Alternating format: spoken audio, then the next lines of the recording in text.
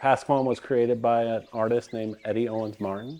He grew up just down the road in a place called Glen Alta, Georgia. He was born on the 4th of July. He often told his visitors at the stroke of midnight in 1908. Mike McFall. We often talk about Eddie as a self-taught artist. He has an 8th grade education from Buena Vista, Georgia, who created this 7-acre art environment. When Eddie was a young boy, he told people that he never felt like he fit in with this community. And at the age of 14, he hitchhikes to New York City. He lives a life in New York City as a hustler. Why Eddie says that he doesn't seem like he fits in is Eddie, I think, really early on as a young man realizes he's probably gay. And then in about 1935, he has a vision. He's really ill. He thinks he's dying. And a being, he said, that stood 8 foot tall and had hair that went straight up in the air and had arms the size of watermelons, told him that he needed to change his ways, or this was the end of the road for him. And after that point, he changed his ways. Felt like he couldn't be himself in South Georgia when he first left. But when he comes back, the first thing he does is he builds a wall between him and the community.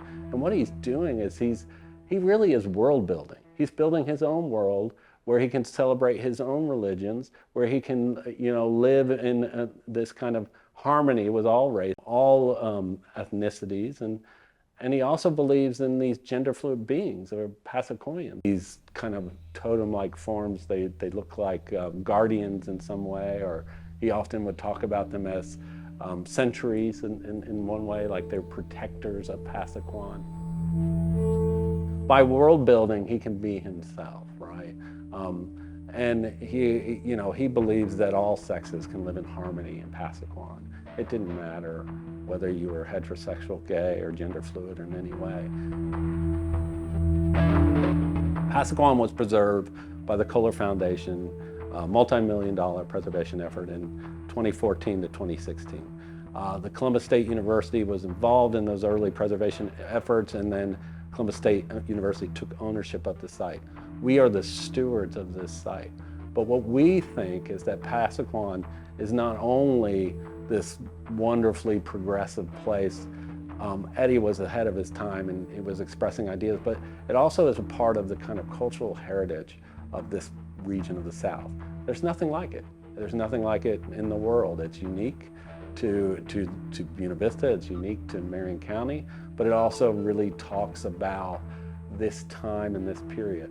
What Eddie was able to do, and maybe this is the story of America, he was able to own his own land, the 7 acres, and build his own place in his own world that is unique to him, but is a reaction to the climate and culture of the time.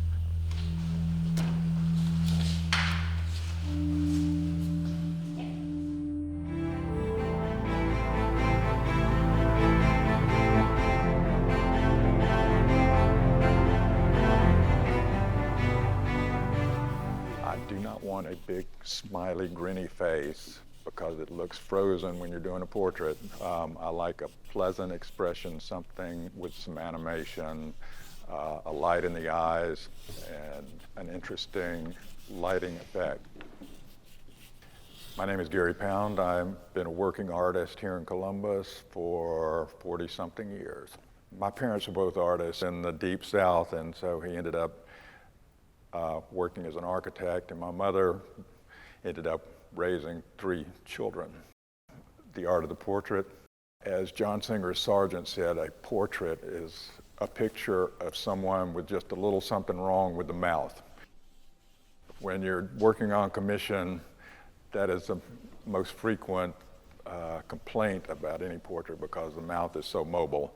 Never know exactly what kind of expression the sitter is going to want when you start. So when I'm doing a portrait, I start with a bunch of sketches and let the patron pick out the one that they like best and the mood that they want, and then I go from there. When that reality includes a living, breathing creature in front of you and you're trying to put it on a 2-dimensional piece of paper, you're thinking about mood and gesture and all these other factors that are included. So That realism is not necessarily photographic realism. It's taking in the environment and the nuances of whatever it is that you're drawing.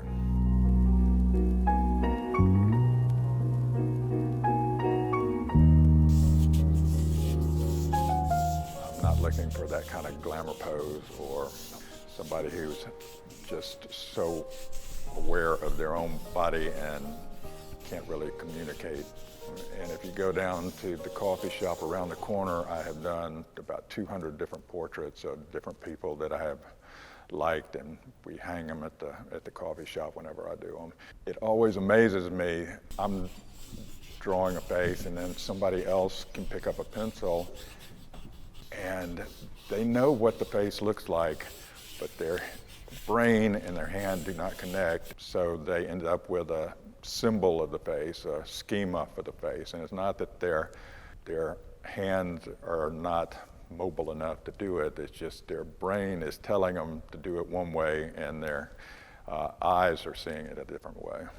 If it looks like it took all my effort to do it, it's probably more about me than about the subject of the portrait. Writing, you want to read as much as you can. To be a good writer, you need to read and experience how other people write. And in art, you need to look and see how other artists work. And it's not something that you can just pick up and do. You have to train to do it. I was trained, keep working at it until you get it.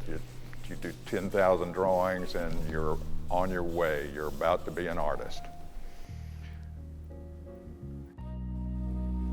Magic 1 2 1 2 1 2. 'Cause I need.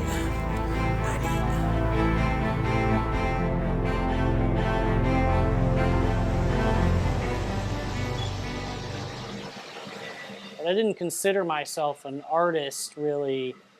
I was more of a craftsman, and a craftsman's an artist, but I guess it felt pretentious of me to call myself an artist originally starting out, especially with no experience, on my own in a little shop by myself, just trying to put wood together. Didn't feel like art to me until I kind of took a step back and looked at the guitars that I was building, got feedback from others, and realized that I was an artist the whole time. My name is Frank Sly IV, and I am I'm a luthier, a guitar builder here in Columbus, Georgia. I've been playing guitar for a couple of years when I started, and I was looking for not graduate school after I graduated from college, and I stumbled upon a old school apprentice program in Athens, Georgia, where I live, and I jumped right on it. I don't have some grand, story of going to a museum when I was 10 and being blown away. It was really a slow build for me. Music especially. I really appreciate the intricacies of music and all of that. And then if you combine that with visual arts and even in woodworking, the fine details are really, the complexities are really what I appreciate in things. A guitar itself is a really detailed and intricate process, so I think the most important thing is patience. And the second thing is attention to detail. The minutia of the beginnings of a guitar have a compounding effect on the end of a guitar.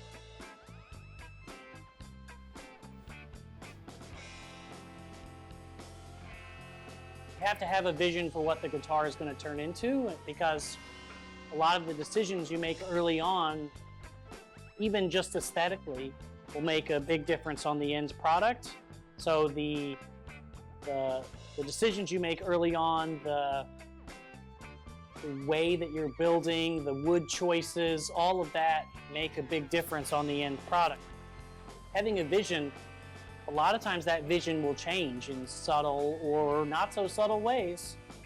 But having the guitar built in your mind, I think that's the way that I do it. And the difference between my guitar and a guitar you could buy at Guitar Center or a guitar you buy from some of the most famous guitar builders in the world is kind of a matter of perspective. There's art in the detailing of the carving of the braces, the way that you match the pieces of wood together. There's artistry in that because I let the artistry, the natural artistry in the wood do a lot of the talking there.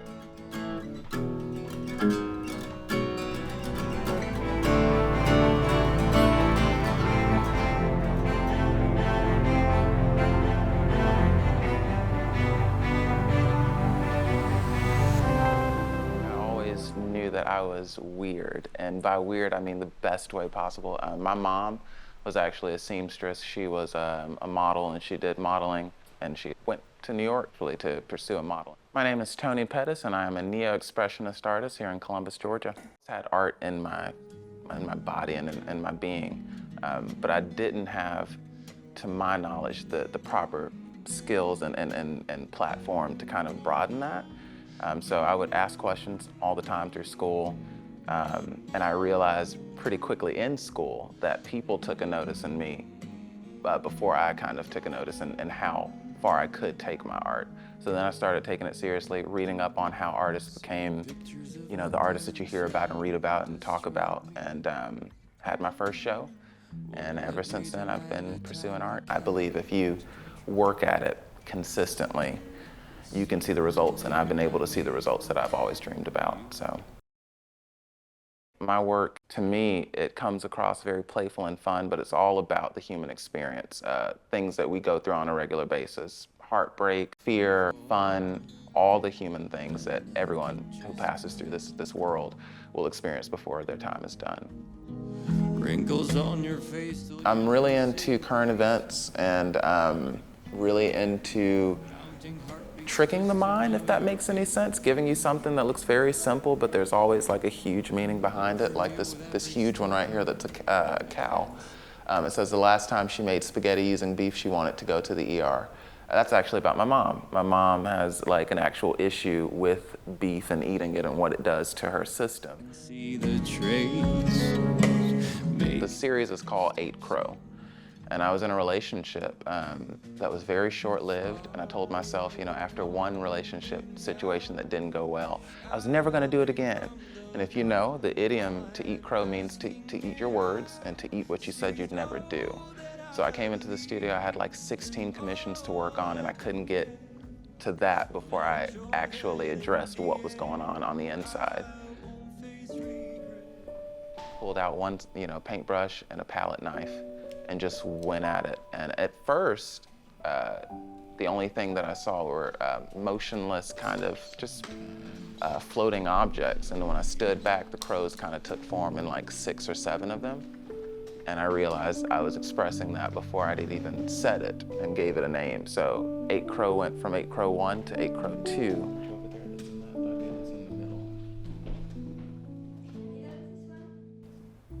So it's a heartbreak story. I think art is whatever you want to call art. Art is also subjective.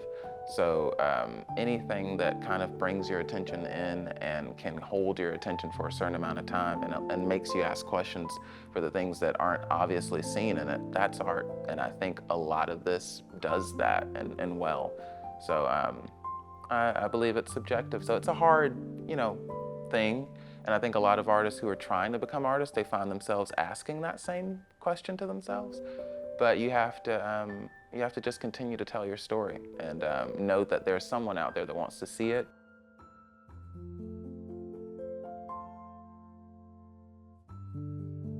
It's all like on the inside. That's why I use like similar colors, and then I just go with what I feel needs to be in there and what doesn't. Like usually, that keeps me stuck on like a single color because I'm like, no, that blue's not gonna do it. But if I feel blue that day, it might, add in. And most abstract artists, they work that way. I believe art's a partnership. It's not, you're not working on your own, you're working with, it. And it's important to me that I listen to it and that I'm in tune with myself. enough to know what needs to go where and how much of what needs to be where.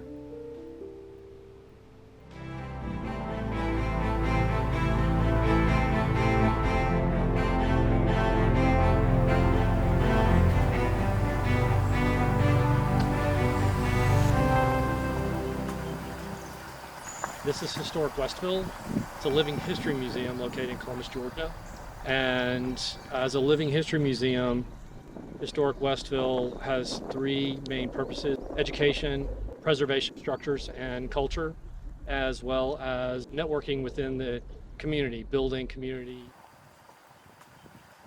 The courthouse being the center of that village, and houses being placed around that to form the village itself.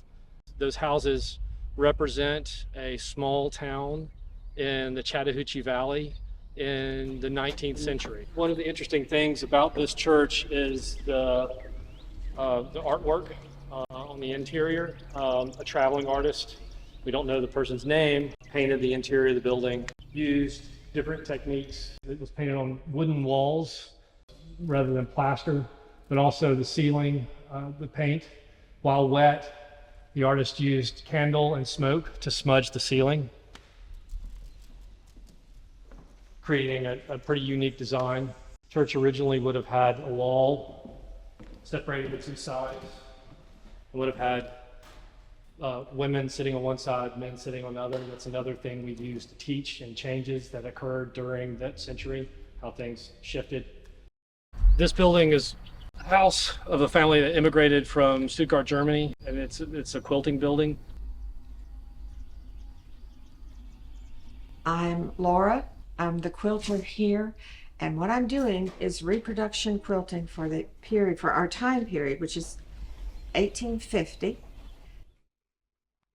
The sewing machine was not used in this area of the country until around 1858. The earliest documentation I can see of a sewing machine being used was an advertisement in a Lumpkin newspaper not far from here in 1858.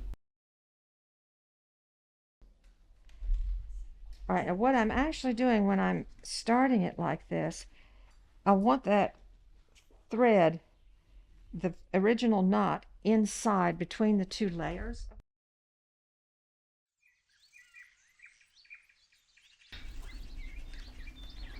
My name is Fred Rembert, and I am a blacksmith.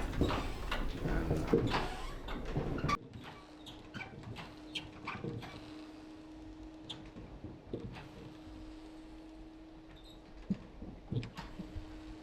now, usually the blacksmith will have an apprentice to do that hunking the bellows for him. He would work with him from 3 to 5 years learning those skills, and when he worked with them that number of years, then he can go out and make a living for himself. Okay. Then you come to this tool, what they call a pole vise. That'll hold it, and this was used in inspiring your pieces. They even work with making screwdriver bits this way. Okay, now back to the file she goes. You always want to keep your pieces straightened up. Again, once again. And this is coming up pretty much to some of the final rounds for this piece.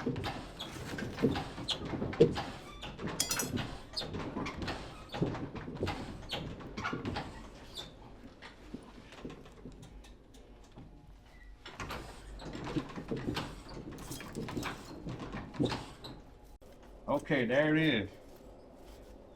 Now, I usually work with a yellow heat. They give you time to walk over to the anvil. Most of the anvils, you walk maybe just 2 steps away. And you go 1, 2, 1, 2, 1, 2, 1. Keep it straight. Taper it off to a nice little point.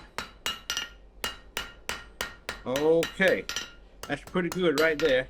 Now, you got that point, and back to the fire for the last round. With the wire brush it, kind of polish it. And take all of the scales off of it. And now I'll cool it all down.